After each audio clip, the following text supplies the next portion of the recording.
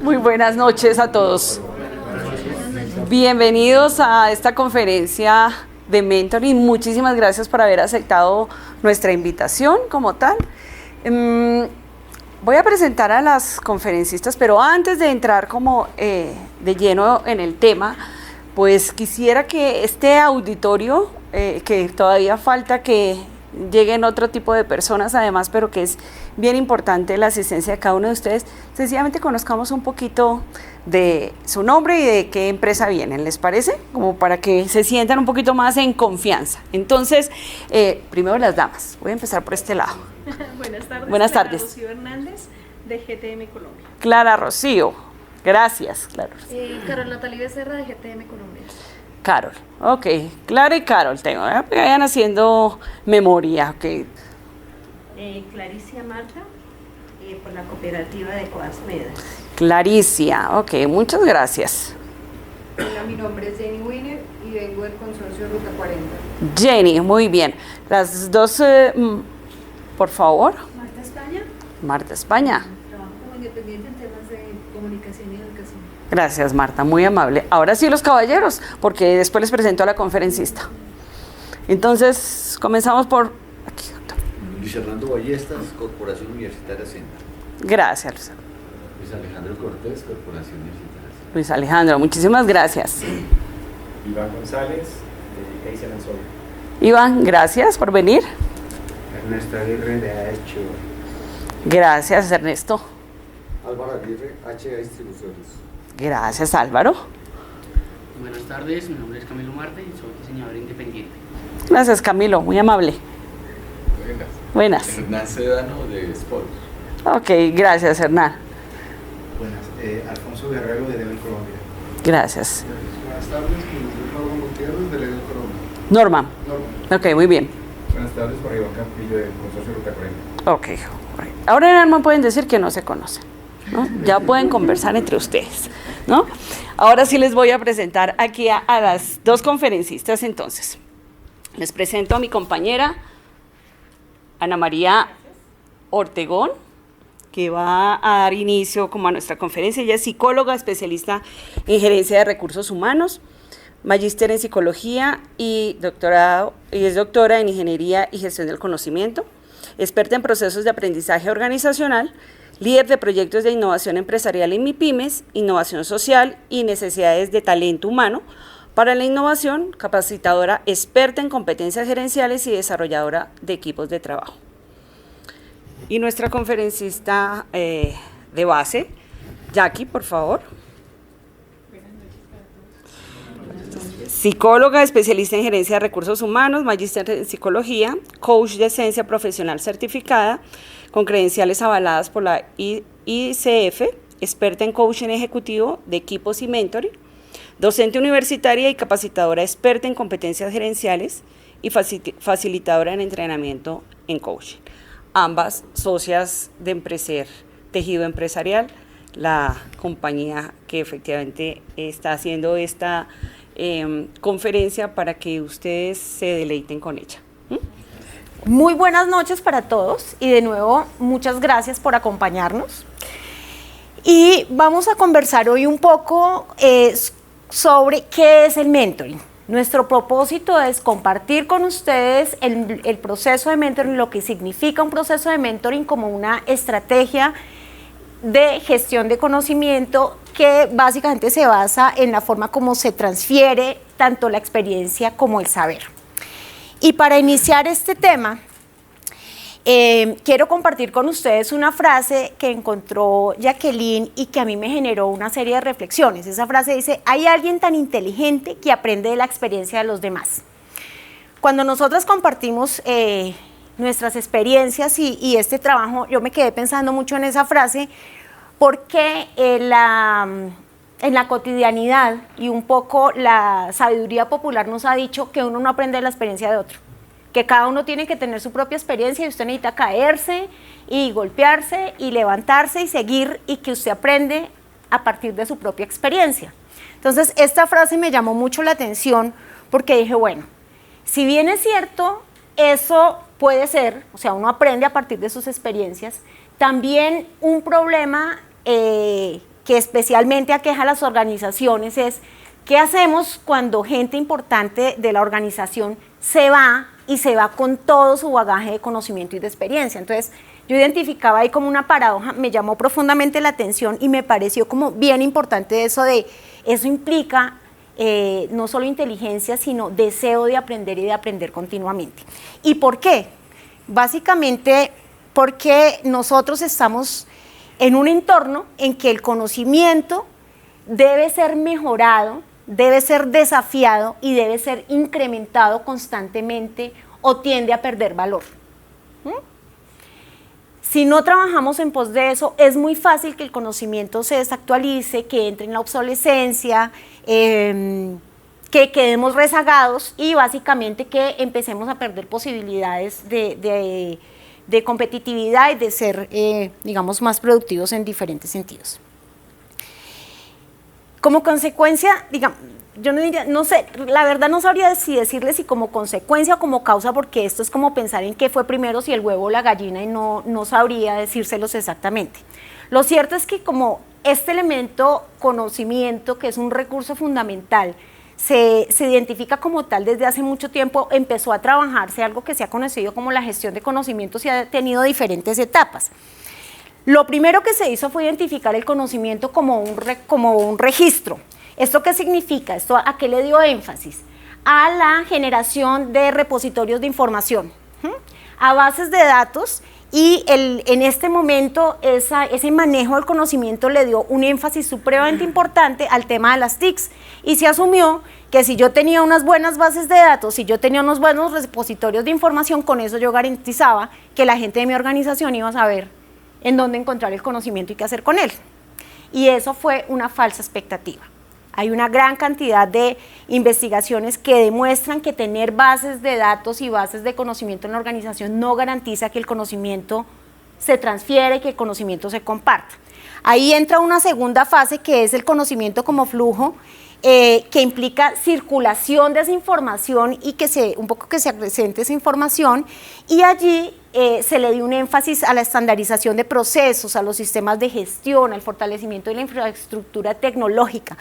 Si ustedes ven esto, aquí empieza a aparecer, cuando hablamos de estandarización y de sistemas de gestión, empieza a tener eso allí un pequeño énfasis en lo que nosotros hemos llamado el conocimiento explícito, o sea, todo aquello que yo puedo documentar, todo aquello que yo puedo codificar y que puedo guardar, pues en teoría lo puedo circular posteriormente. Fue otro momento de la gestión de conocimiento que ha tenido su valor, que no ha dejado de ser relevante. Esto se sigue trabajando, pero sigue siendo insuficiente. Y hoy en día estamos trabajando bajo una perspectiva que nos dice que el conocimiento agrega valor. Y estamos hablando básicamente del intercambio que se da, ya no tanto basado en las tecnologías, que no dejan de ser importantes, ellas se mantienen, esa importancia de tener los repositorios, de codificar el conocimiento, de tener documentación, se mantiene, pero se le da un peso al intercambio, a ese cara a cara en el que nosotros empezamos a conversar de un tema y enriquecemos un montón nuestro conocimiento. Es un poco la experiencia, les digo, que tuvimos Jacqueline y yo cuando empezamos a montar la presentación, y que ella me presenta esa frase y yo hago la reflexión sobre lo que eso ha significado cotidianamente para nosotros, y digo, claro, ahí está, en ese intercambio es que se da la posibilidad de que una de las dos o las dos construya conocimiento a partir de la reflexión que se está haciendo. Camilo iba a hacer una observación. ¿Cómo es el feedback que uno tiene de otras personas o otros procesos? Sí, es básicamente eso. Es como a partir de lo que yo estoy compartiendo con otros, empiezo a recibir una retroalimentación que me ayuda y me permite fortalecer, enriquecer y potenciar el conocimiento que yo tengo. En ese orden de ideas, la gestión de conocimiento entra a plantearnos la importancia de adquirir, de crear, de usar y de compartir conocimiento que es valioso y que es esencial para la empresa. Pero para ello hay que trabajar por lo menos en 4 elementos. El primero de ellos es tener claras las metas estratégicas de la organización. Las metas estratégicas de la organización empiezan a marcarnos una pauta de cuál es ese conocimiento esencial que la organización en determinado momento debe fortalecer, debe desarrollar o debe adquirir si eventualmente no lo tiene aún. Está la importancia de conocer los productos o los servicios que la organización tiene y en ese orden de ideas los procesos que están detrás de ellos, los procedimientos, las actividades que se realizan, porque cada uno de ellos representa un cúmulo de conocimiento importante que es necesario capitalizar y ver cómo se fortalece. Está la importancia, y acá es bien clave el tema, la conexión con el tema de mentoring. ¿Qué sabemos acerca del conocimiento que tienen las personas y del conocimiento que necesitan? Porque si bien es cierto, pueden estar los repositorios de información, la mayor fuerza para la gestión y para el desarrollo de ese conocimiento normalmente están los seres humanos que hacen parte de la organización y que tienen esos intercambios.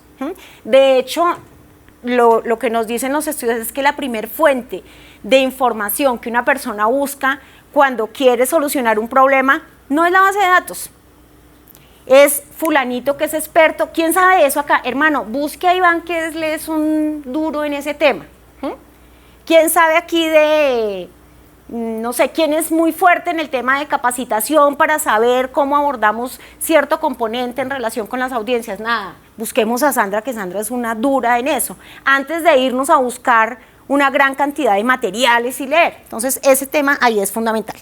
Y finalmente está el valor que las organizaciones le dan tanto al conocimiento tácito como al conocimiento explícito. Voy a explicar muy brevemente el tema porque no sé si todos manejan los dos conceptos, pero para que tengamos una base común todos. El conocimiento tácito es todo aquello que hace parte del conocimiento de las personas que no se ha logrado codificar, que no se ha transferido, que no se ha pasado a documentos, que no se ha pasado a procesos o a procedimientos, que es un poco intangible y suele ser el conocimiento más importante y que facilita el desarrollo de una organización. Yo recuerdo hace unos meses que estábamos en una capacitación con un grupo empresarial y una persona experta en auditoría mencionaba, le hacían una pregunta y él decía, eso es de manejo. Y yo decía, miraba a la gente y decía, eso es de manejo, es ese conocimiento tácito que nos cuesta mucho trabajo compartir y transferir. Ya el explícito son los documentos, son las cosas que tenemos escritas y que nos facilitan la vida. Allí entonces lo que nosotros vemos es que para contribuir con esa adquisición, con esa forma de usar y de potenciar el conocimiento, hay diferentes estrategias, hay muchas, seguramente ustedes conocen muchas. Pero el mentoring entra como una estrategia absolutamente potente para hacer creación, uso, transferencia de conocimiento. ¿Por qué es muy potente? Porque normalmente se hace con los mismos miembros que están dentro de la organización. Entonces entra a ser un ejercicio muy potente que permite que se adquiera conocimiento de un experto a otra persona, que el experto que es el mentor y que pueda hacer ese ejercicio de intercambio con otra persona que no es tan experta, que está en su proceso de formación y que empieza a adquirir a partir de esa relación algún tipo de conocimiento, empieza a usarlo de acuerdo a su propio contexto y a sus propias necesidades y eso le permite crear nuevo conocimiento. O sea, que a mí cualquiera de ustedes me transfiera su propia experiencia y me indique cómo lo han usado en determinado momento, no quiere decir que necesariamente yo la vaya a usar de la misma manera. Yo creo y recreo a partir de eso. Y en ese sentido potencio algo que nosotros consideramos conocimiento útil. Ese es básicamente un ciclo que se facilita a partir del proceso de mentoring y que Jackie en este momento va a compartir muchísimo más en detalle, entrando a ver las características de mentor y de mentee, las características del proceso de mentoring, un poco los tipos, cómo se desarrolla un proceso de mentoring y otros aspectos mucho más puntuales. ¿Listo? ¿Hasta aquí hay alguna inquietud relacionada con la interacción que tienen mentoring y gestión de conocimiento? Ok, Jackie. Bueno, es un gusto tenerlos aquí y me uno a la gratitud que expresaron Sandra y Ana María y vamos a compartir algunas ideas que vienen de nuestra experiencia y también espero que se enriquezcan con los comentarios y los aportes que ustedes puedan hacer. Antes de contarles cuáles son los roles que están relacionados con el mentoring, quiero contarles que la primera referencia que aparece de lo que es un mentor aparece en la literatura. Viene de la obra de Homero, cuando escribe la Odisea, y Ulises le encarga a Mentor que guíe a su hijo Telémaco cuando él se va para Ítaca. Entonces esta es la primera referencia que aparece y que seguramente de allí se obtiene pues el nombre de mentor. Hay 4 roles que son fundamentales y que están asociados con el mentor, que es el coach es el rol del coach, de consultor, de capacitador y de consejero. Me voy a detener un poco ahí para que los podamos ir clarificando. ¿Qué pasa con el rol del coach? Lo que hace es acompañar a una persona, bien sea en términos personales o en términos organizacionales, a que logre un objetivo. Eso lo hace a través de unas herramientas fundamentales, que entre ellas son la escucha activa y las preguntas poderosas, y lo que hace es que propicia que la persona encuentre sus propias respuestas. ¿Cuál es la similitud o qué es lo que comparten el coach y el mentor acá?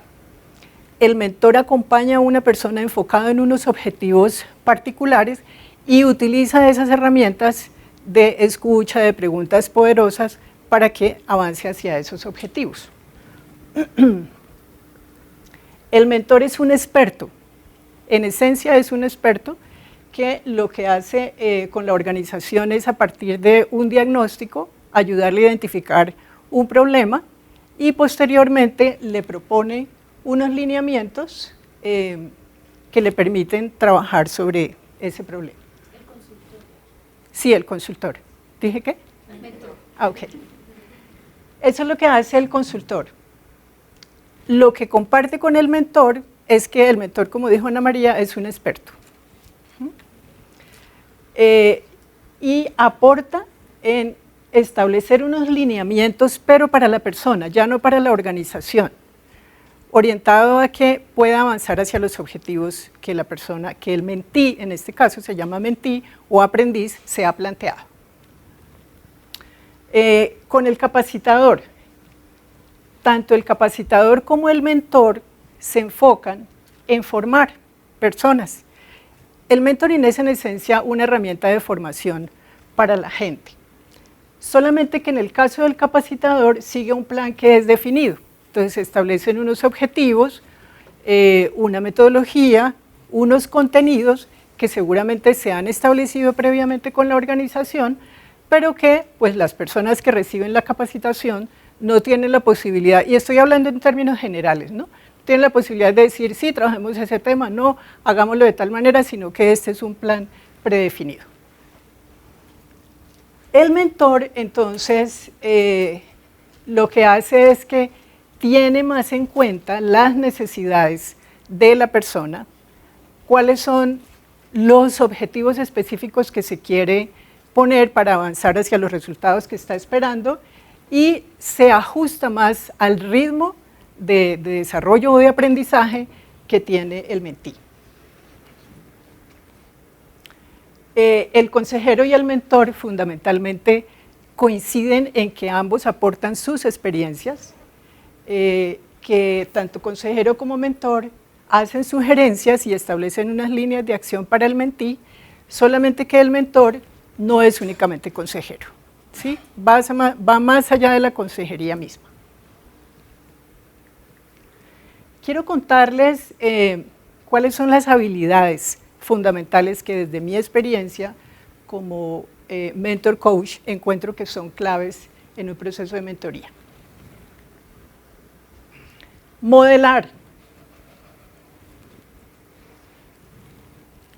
Y modelar porque el mentor es en esencia un experto. Entonces lo que hace es, a partir de lo que de su gestión, de lo que realiza, de su disciplina, está modelándole a ese mentí o a ese grupo de personas que están ahí en ese proceso de formación lo que él sabe, lo que él hace, las capacidades que tiene. Crea confianza. Y es fundamental en el mentoring crear confianza. Seguramente como en todas las relaciones que nosotros tenemos, porque si no se construye confianza, difícilmente se va a poder hacer un ejercicio de mentoring que pueda ser efectivo.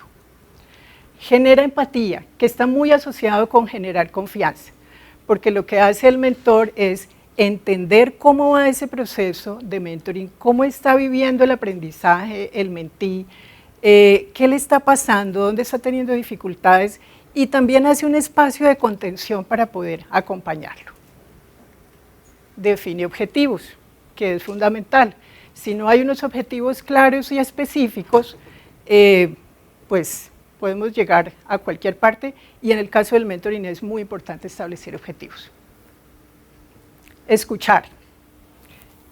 Y aquí quiero hacer una precisión, y es que la escucha activa va más allá de únicamente que podamos recibir un mensaje o del modelo tradicional de emisor-receptor, donde estamos hablando mucho más de oír que de escuchar.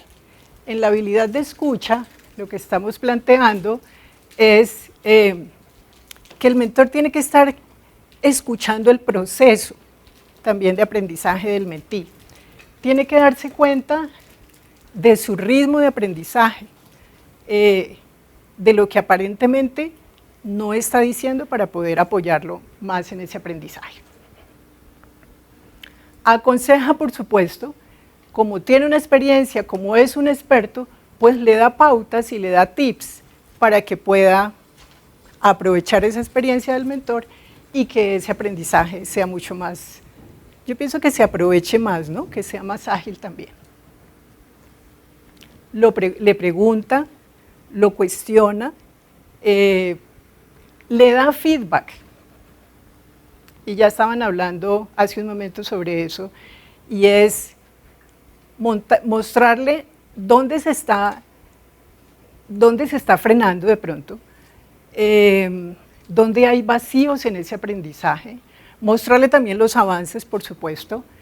Bueno, básicamente es como el reflejo de ayudarle a que el mentí se dé cuenta de lo que está pasando en su proceso de aprendizaje. Es muy importante que el mentor impulse al mentí o al aprendiz hacia asumir compromisos. Yo les voy a contar ahora un poco más en detalle cómo se hace el proceso, pero como el aprendizaje recae en el mentí, pues es el mentí o el aprendiz quien tiene que plantearse compromisos para avanzar. Y a partir de eso el mentor hace seguimiento, ¿sí?, de esos avances, porque básicamente estamos enfocados en obtener resultados. Lo desafía todo el tiempo, lo reta a que avance, porque considera y se da cuenta de las capacidades que tiene, de todo el potencial que tiene para aprender lo que se haya propuesto, así que es importante también impulsarlo.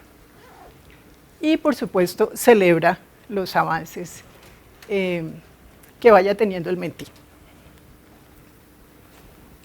¿Cuáles son actitudes del mentor que son importantes para que el mentoring resulte efectivo? Que sea flexible. Y flexible es, como decíamos, no hay un plan predeterminado, o sea, tan rígido, sino que está acompañándolo de acuerdo a su ritmo, digámoslo así. Es importante que tenga en cuenta eso, que probablemente la persona aprende mucho más rápido, pues vamos más rápido, que probablemente tiene muchas preocupaciones, bueno, en fin, pueden aparecer muchas cosas, es importante que la flexibilidad esté presente. Que sea autoconsciente. ¿Y esto qué significa? Significa que el mentor necesita darse cuenta de lo que está pasando consigo mismo, de la manera como está diciendo las cosas, porque eso está impactando el aprendizaje del mentí. Necesita darse cuenta de si cuando da retroalimentación más que retroalimentación, puede ser un regaño, por ejemplo. Necesita darse cuenta de qué tan firme está siendo o no está siendo. Entonces, este es un recurso que es muy importante porque le permite y alimenta la flexibilidad del mentor también.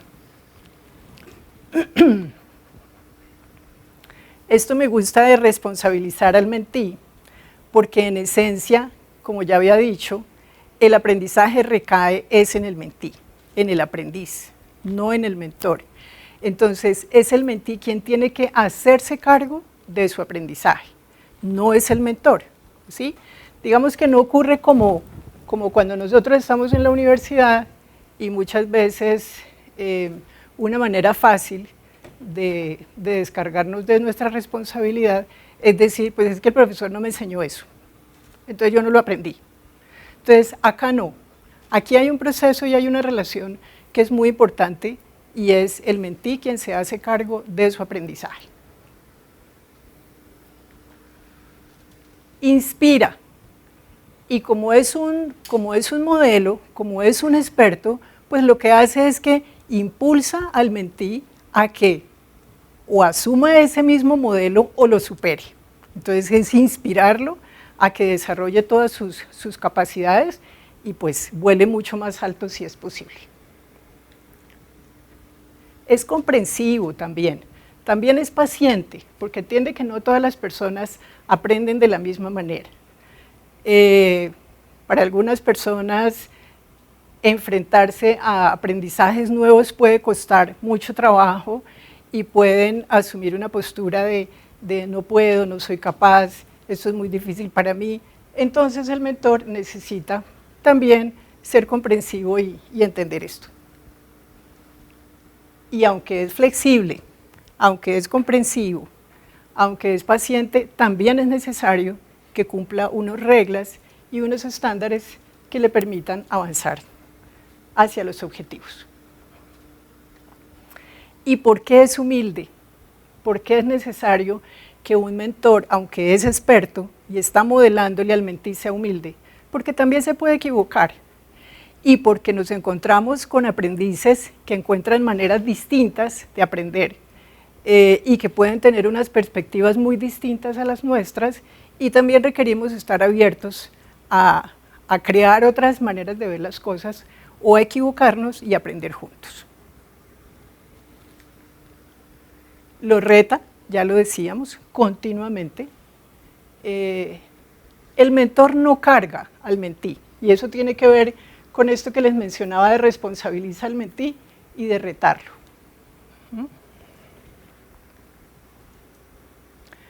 Tiene un interés genuino en que la persona realmente aprenda. Entonces, esto significa que cuando hacemos un trabajo de mentoring, estamos aquí en una postura de servicio, de realmente entregar esto que nosotros ya sabemos hacer porque hemos hecho un camino, porque tenemos una trayectoria importante en ese campo, y entonces hay fundamentalmente un espíritu de servicio de ayudarle al otro. No es una carga ser mentor. Y eso es parte de los beneficios y eso es parte, digamos que de la satisfacción que representa ser mentor. No sé qué hice, perdón. Y es íntegro porque fundamentalmente respeta a ese ser humano que está allí tal como es, lo recibe y lo acepta tal como es, mantiene la confidencialidad de las conversaciones que allí se dan y porque es honesto, ¿no?, frente a las conversaciones que se den. Y decimos, bueno, ¿y será que el mentí tiene alguna parte que le corresponde también? Sí, tiene una parte. Y entonces esa imagen que está ahí con esos 5 bombillos, lo que me hace pensar es que el primer bombillo que necesita prenderse es la apertura del mentí hacia el aprendizaje.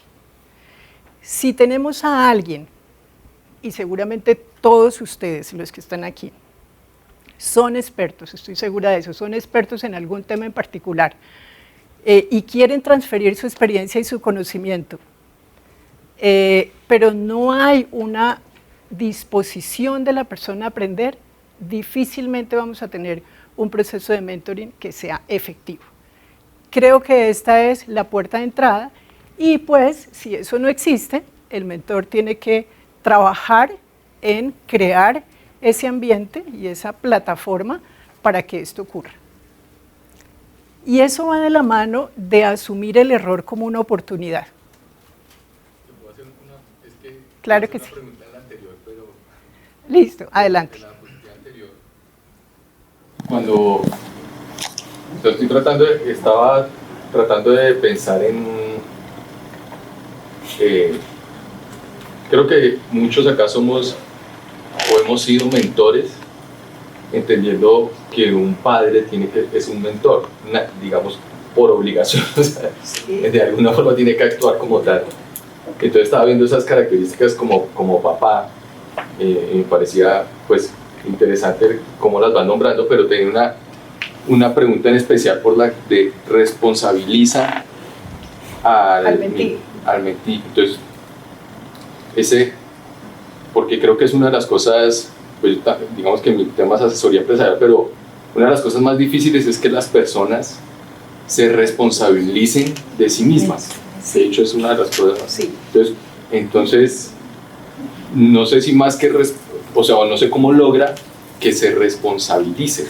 Okay. Una... Gracias, Hernán, esa es una pregunta que es muy importante y es fundamental responsabilizar al mentí. ¿En qué sentido? Claro, en la figura de un papá, de una mamá, de una persona que está en un rol más de protección, de decir, no lo pudiste hacer, ven, tranquilo, yo te llevo, yo te cargo, no te preocupes, no lo hagas. Estoy exagerando la caricatura, pero aquí como el aprendizaje depende fundamentalmente, bueno, no solamente del mentí, por supuesto el mentor está poniendo todo su conocimiento y su experiencia, perdón. Y les voy a contar un poquito más adelante que cuando empieza el proceso de mentoring, esto es parte de la fase de preparación, ¿sí? De decir cuál es su rol como mentí. Si está ahí, es porque hay un interés, ojalá, y eso es lo que vamos a mirar enseguida, que exista un interés real del mentí por aprender, por absorber la experiencia, y no se puede absorber simplemente porque el mentor quiera hacerlo. El aprendiz tiene que tener la voluntad de aprender y de estar abierto a que eso ocurra. Entonces, eso implica que yo me hago cargo de lo que yo hago o de lo que no hago también. Y entonces es pasar de la heteronomía a la autonomía y es ayudarle a que el mentí se dé cuenta que para desarrollar las habilidades pues tiene que trabajar, se tiene que esforzar, tiene que practicar o tiene que leer o tiene que seguir el proceso de entrenamiento, porque si no, pues no pasa nada. Puede que no resulte fácil en algunos momentos, pero es parte del trabajo que tiene que hacer el mentor de decirle que él es el que tiene que asumir la responsabilidad de hacer el trabajo para avanzar hacia los objetivos. Entonces decíamos asumir el error como una oportunidad y es clave. Aquí es súper importante en mentoring que esto pase. Lo que nosotros sabemos en nuestro medio laboral y en nuestra vida familiar es que el error se castiga, es que no nos podemos equivocar porque si no nos señalan, porque si no hay consecuencias negativas. Entonces evitamos o equivocarnos o evitamos expresar el error. En mentoring es necesario utilizar el error, porque entonces lo que vamos a hacer es amplificar ese error para ver qué fue lo que pasó allí y cuáles son las lecciones que hay allí que la persona puede aprovechar para avanzar mucho más rápido. De hecho, desde mi experiencia lo que puedo decirles es que justamente se busca no que hagan las cosas perfectas, sino que hagan la experiencia, vayan avanzando y si se equivocan, mejor. Traigan las experiencias donde se equivocaron, porque de ahí es donde las vamos a analizar y miramos qué fue lo que pasó y cómo lo podría hacer mejor. Entonces, el mentí necesita estar en este lugar. de humildad para reconocer que no sabe, por lo menos de eso en lo que se está preparando. Seguramente es experto en otros campos. Y cuando a veces el mentí llega con una postura de arrogancia, pero es que yo soy el vicepresidente financiero, ¿cómo no voy a poder hacer esto? Y probablemente su proceso de mentoring es en el tema tecnológico. Entonces es también ayudarle a que asuma una actitud de apertura y de humildad, a que no tenemos que saberlo todo. De curiosidad, de hacerse cargo de su aprendizaje y, por supuesto, se requiere un trabajo de disciplina y de autonomía para que esto ocurra y sea efectivo. Esta es una parte que a mí me gusta mucho, que es la relación entre el mentor y el mentí. Entonces podríamos hasta ahora ver que mentor más mentí, pues logramos los resultados. Aquí hay una parte que es fundamental y es la relación. 1 más 1 no es 2, en este caso. 1 más 1 es 3, porque la relación es un tercero que está allí entre los dos y que puede determinar en gran medida si el mentoring está siendo efectivo o no. ¿Por qué? Porque se necesita crear un espacio que sea seguro. Si el mentí es capaz de asumir el error como una oportunidad de aprendizaje, es porque esto existe. Porque hay un espacio que es seguro, que es libre de juicios, y un espacio empático, donde tú puedes ser y decirme lo que quieras. Mira, cometí tal embarrada. Perfecto, no pasa nada, lo podemos decir. Y entonces, en ese sentido, la vulnerabilidad es legítima. O sea, traer el error y decir lo que me pasó está perfecto. Está bien recibido en un espacio de mentoring. Porque entonces lo que estamos haciendo es creando un espacio de aprendizaje y de crecimiento que es mutuo también. Claro, porque el mentor, cuando escucha al mentí, pensemos en que estamos con jóvenes, con millennials, pues que tienen una mirada que puede ser muy distinta al mentor, en este caso a mí, por ejemplo, y que eso nos enriquece a los dos. Entonces las reflexiones los conducen a perspectivas innovadoras, y aquí, como decía Ana María, se está construyendo y se está creando nuevo conocimiento. Por lo tanto, no hay únicamente una conexión que sea de carácter intelectual, porque estamos transfiriendo unos conocimientos que son técnicos. También hay una conexión emocional en esa relación. Y pues ese es un proceso que se está construyendo permanentemente entre los dos. No sé si hay hasta aquí algún comentario o algo que quieran, alguna inquietud que esté por allí apareciendo. Estos procesos se definen por procesos, se definen por actividades. ¿Cuánto tiempo realmente le debería llevar un proceso de mentoring? Ahorita quiero tocar cómo se desarrolla el proceso de mentoring, y pueden haber, dependiendo de los tipos de mentoring que les vamos a contar en unos minutos, pueden ser cortos o pueden ser en un mediano plazo de 6 meses, 8 meses o un poco más si es un proceso muy estructurado. O puede que sea simplemente una mentoría, y como hace parte del Mentoring Express, que es una conversación de 1 hora y terminamos, porque era una cosa súper puntual y no se requería nada más. Entonces depende de los tipos de mentoring, del proceso de mentoring, y ahorita les quiero contar un poquito más acerca de eso.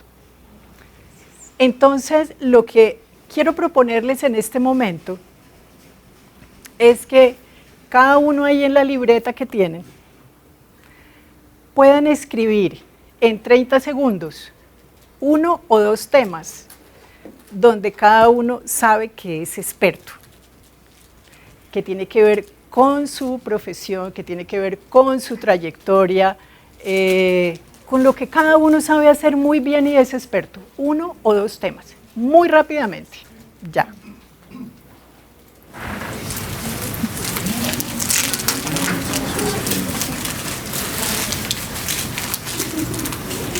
Y ahora, entonces, a lo que les vamos a invitar es que con su compañero que esté del lado derecho. Van a compartir. Su esposa y su esposo, busquemos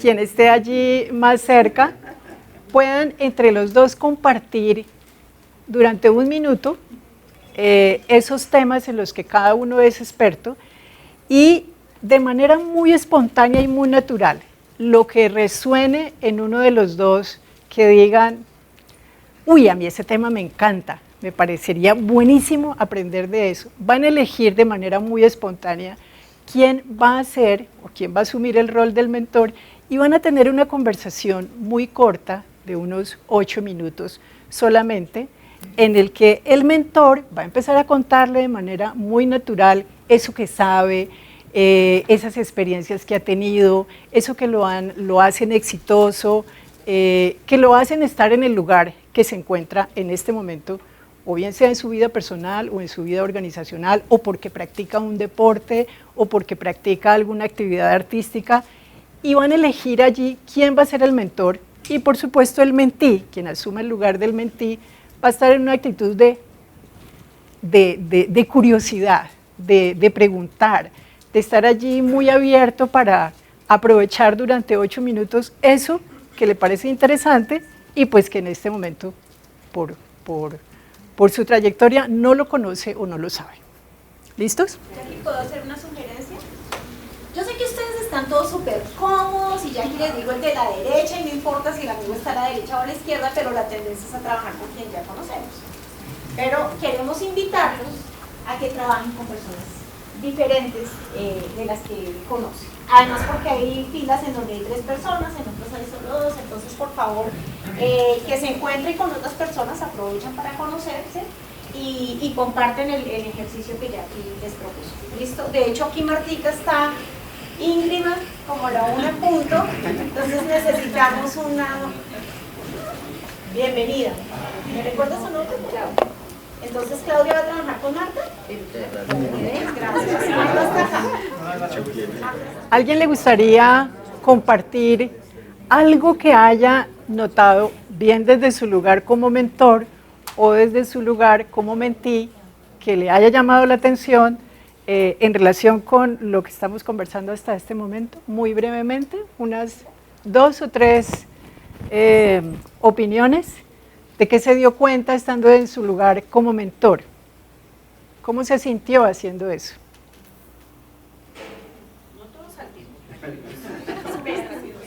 Álvaro.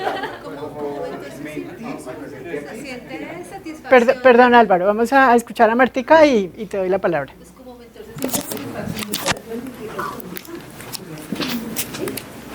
Y admirar la sorpresa de algo que el mentí no sabía y que dice, oh, ya sé cómo se hace. Eso me parece grato de la experiencia. Okay. Satisfacción de poder compartir la experiencia y el conocimiento. Gracias, Martica. Álvaro. Aquí puedo mentir, el entusiasmo de la persona y la gana que tiene de ese. Una apertura y la alegría de hablar sobre lo que es su experiencia. Y eso hace que uno entre en el campo de la otra persona y se sienta como atraído ahí y querer. Falta tiempo, ¿no? O sea, claro. Yo ahorita pensé que ha pedido 1 minuto. O sea, hubo inspiración allí, que es un poco lo que pasa cuando pues cada uno puede compartir su experiencia y porque además le gusta y lo disfruta, ¿no? ¿Alguien más? Que hay una trascendencia en aquello que se dice y el otro lo recibe y lo puede utilizar para algo. O sea, tiene una finalidad y es emocionante ver cómo aquello que le da a uno el mentor sirve para algo en una acción concreta y que tiene un impacto en la vida real de uno, ¿no? Igual lo contrario, o sea, no solamente es esa conversación, esa pasión, el ser generoso, esa curiosidad que puede darse, sino que esa relación permite esa confianza, ¿cierto? También ese aprendizaje que sirve para algo, o sea, también es práctico. Exacto, o sea, el valor del conocimiento que el otro tiene, yo cómo me lo apropio y cómo lo puedo utilizar de manera muy concreta. Qué bien. Bueno, seguramente pasaron muchas cosas más allí interesantes que me gustaría escucharlos a todos, no lo podemos hacer y es una experiencia que espero haya sido enriquecedora para ustedes. Entonces, les voy a contar cuáles son los tipos de mentoring que hemos ido encontrándonos en Empreser desde la experiencia que hemos tenido y desde un trabajo de investigación que hemos venido realizando. Según el nivel de dirección, el mentoring puede ser directivo o no directivo.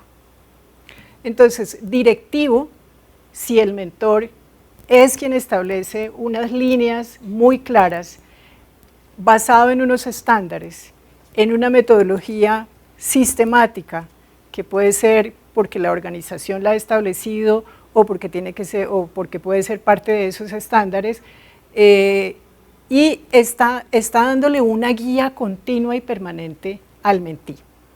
No directivo, pueden haber unos objetivos generales, unos estándares, pero la metodología puede variar, es mucho más flexible, no es una cosa que está tan definida de cómo se va a hacer la mentoría o el proceso de mentoring. Entonces aquí pueden haber esas posibilidades y van a ver que aquí van a ir ocurriendo cosas que pueden ser de duración larga o corta en relación con tu pregunta. En el no directivo nosotros tenemos una experiencia interesante de identificación del proceso de mentoría en una empresa del sector de la construcción que trabaja por proyectos. Lo interesante de allí es que ellos tienen un programa, tuvieron en algún momento un programa que se llamaba Jóvenes Talentos. Lo que hacían era traer personas destacadas de ciertas universidades y ponerles de acompañamiento a uno de los gerentes de proyecto con mayor expertise para que los ayudara a desarrollar competencias técnicas. El proyecto no es tan directivo en la medida en que no había como una pauta, usted tiene que hacer esto así, asá, y de esta manera va fluyendo la cosa, sino que se basaba mucho más en lo que iba ocurriendo en el día a día de los proyectos, en términos de los problemas que se presentaban, las situaciones que había por solucionar, y esta persona entraba a acompañar en ese ejercicio. Es, digamos, otro ejemplo de ese modelo no directivo. Gracias. Y aquí vamos a ver que esto, cómo se combina con los otros tipos de mentoring. Por ejemplo, se combina con la estructura.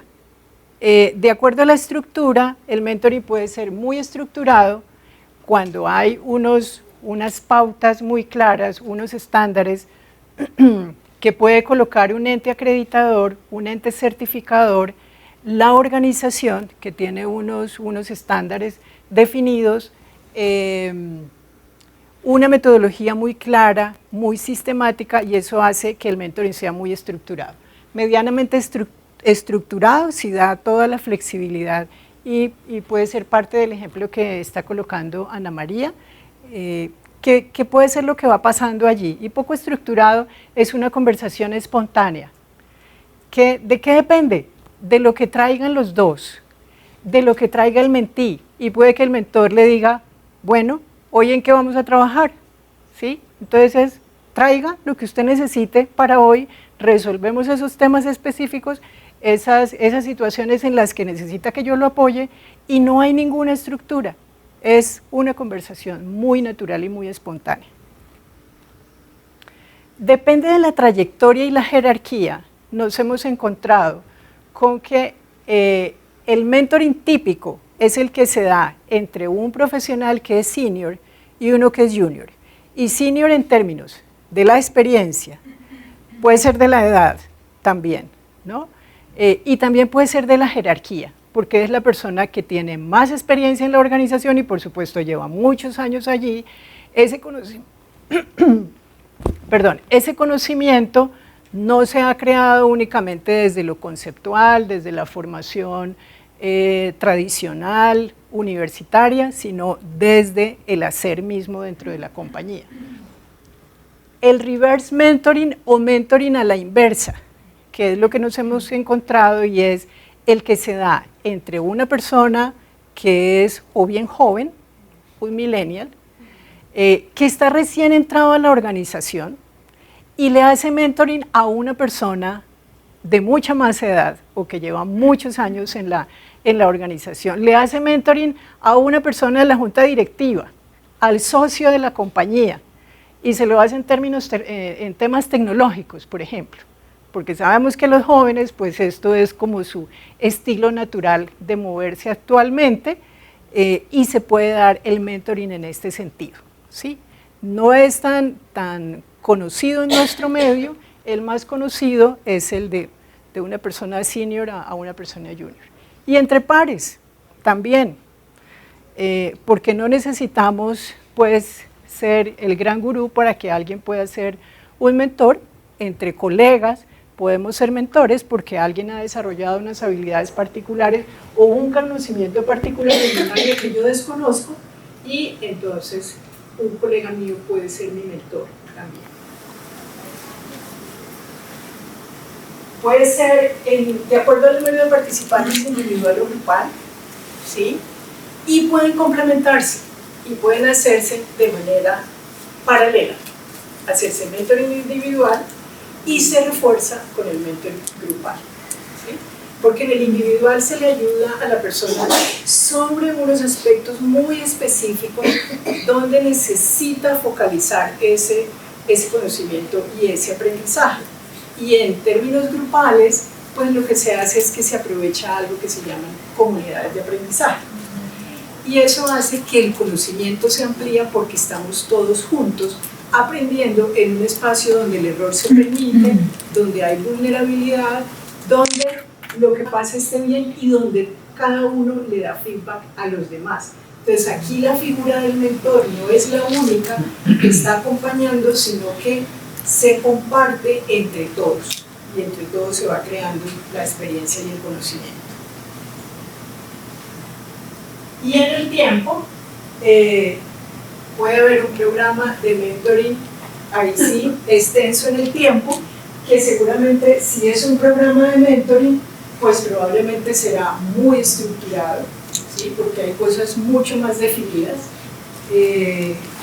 estándares más claros para poder hacer el proceso de mentoring. Y el mentoring express, como lo decía hace un momento, es una conversación que puede durar 1 hora, hora y media y terminó. Como ejemplo del mentoring express, Jimena no está acá, que es nuestra otra socia.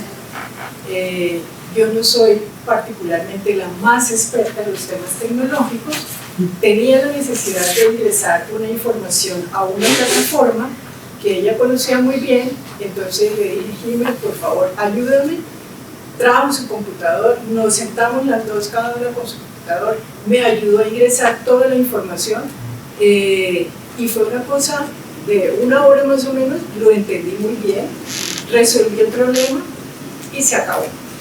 No lo volvimos a hacer. Es un mentoring express. Es algo muy específico frente a un problema muy concreto que alguien me ayuda a resolver porque el otro es experto y ya, y termina.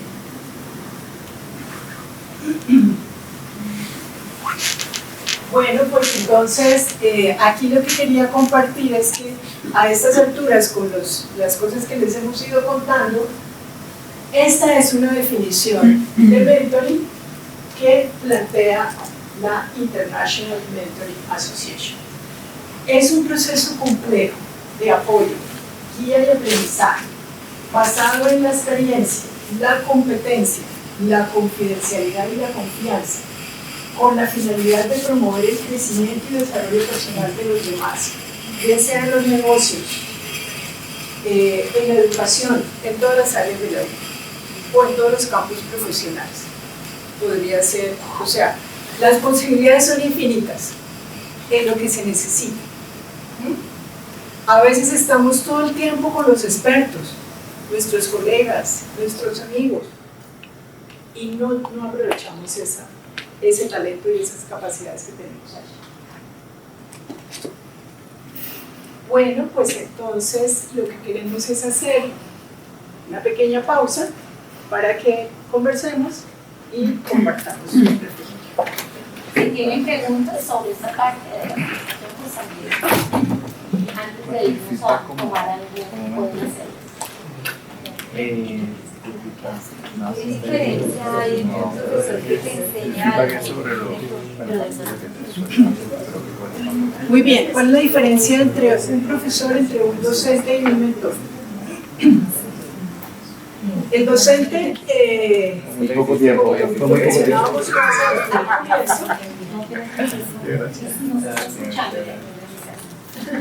bueno, voy a contarles un poquito cuál es desde mi mirada la diferencia que puede haber entre un docente y un mentor.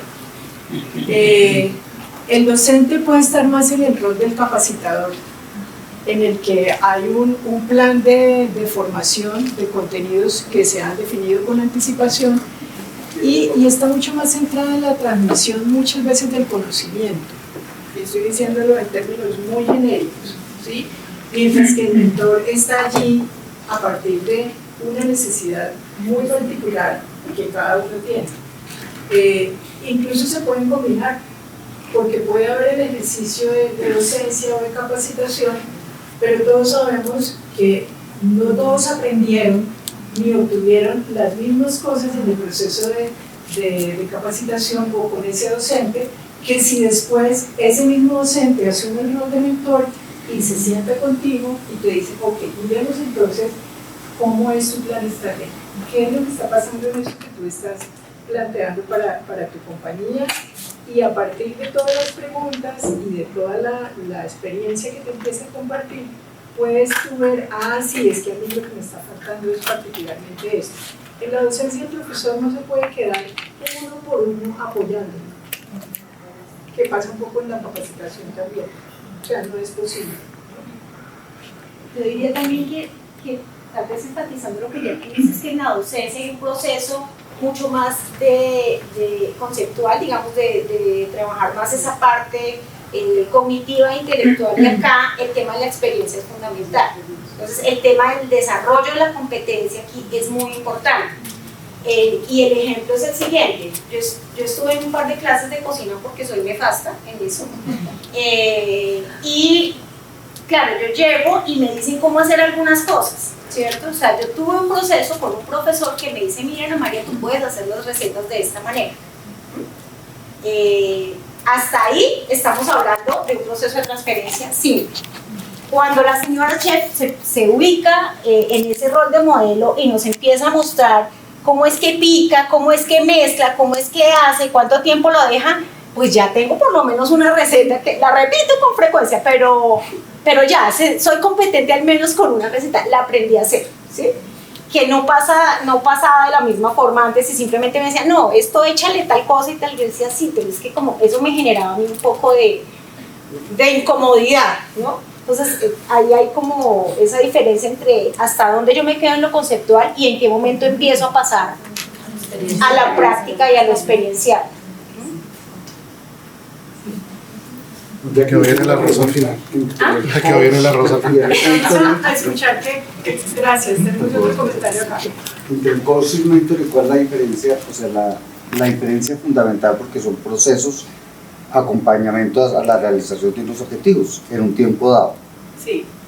El coach no es experto, no está en un lugar de experto, sino acompaña y lo que hace es que le ayuda a que el otro encuentre sus propias respuestas. ¿Sí? El mentor es experto. Se para en un lugar de experticia y desde ahí modela, demuestra cómo hacerlo directamente sobre la experiencia. Si yo no soy experto, ¿cómo lo puedo orientar entonces? Esa es una excelente pregunta, porque lo hace a partir de las habilidades que tiene, muchas competencias. La ICF, la Federación Internacional de Coaches, plantea que son básicamente 11 competencias fundamentales. Aquí las que he mencionado es la de la escucha y la de la pregunta, en la que tiene tanta capacidad de hacer buenas preguntas que hace que el otro reflexione, el cliente reflexione y vaya dándose cuenta de lo que antes no había visto y pueda decir, ok, ya sé lo que está pasando aquí, y entonces empieza a hacer su propio camino sin que el coach le dé consejos. Pero es que yo pienso que al final el coach necesita experiencia lógicamente para saber orientar mejor a la persona, porque si tú empiezas como coach y no tienes experiencia, ¿cómo lo puedes orientar? Por más que tengas la formación. Sí, el coach no necesita ser ni experto en la parte financiera, ni de mercadeo, ni en la parte jurídica. No es experto en lo que el cliente es experto. Es experto como coach, en las habilidades de coach. Ahí es experto.